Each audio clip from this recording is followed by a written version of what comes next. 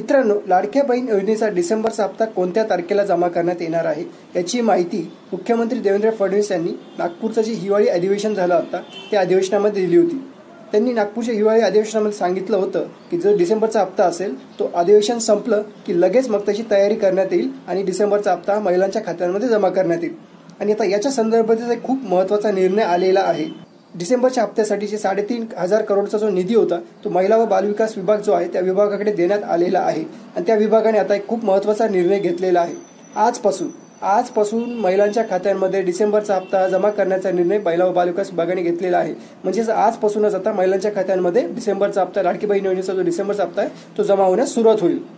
आता याचे 2 टप्पे असणार आहेत। 2 टप्प्यांमध्ये महिलांना मिळणार आहेत। पहिल्या टप्प्यामध्ये जवळपास 2 करोड महिलांना याचे पैसे मिळणार आहेत। ज्या महिलांचे अर्ज मंजूर झालेले होते, याच्या आधीचे हप्ते त्यांना मिळाले होते, त्या सगळ्या महिलांना डिसेंबरचा हप्ता या पहिल्या टप्प्यामध्ये मिळणार आहे। आणि दुसऱ्या टप्प्यामध्ये ज्या महिलांनी नवीन अर्ज भरले होते, अर्ज अजून मंजूर झालेले नव्हते, त्या सगळ्या महिला जवळपास 25 ते 30 लाख महिला अशा असतील ज्यांना दुसऱ्या टप्प्यामध्ये याचे पैसे मिळतील।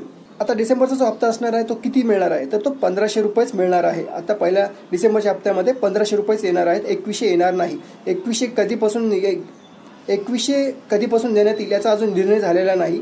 फेब्रुवारीचा जो अर्थसंकल्प असेल त्या अर्थसंकल्पामध्ये त्याचा निर्णय घेण्यात येईल की 2100 रुपये कधीपासून देण्यात येतील। सध्या तरी 1500 रुपयेच डिसेंबरच्या हप्त्यामध्ये मिळणार आहेत। तुमच्यापैकी कोणाला जर डिसेंबरचा हप्ता मिळाला असेल तर कमेंटमध्ये नक्की सांगा की तुम्हाला डिसेंबरचा हप्ता मिळाला का।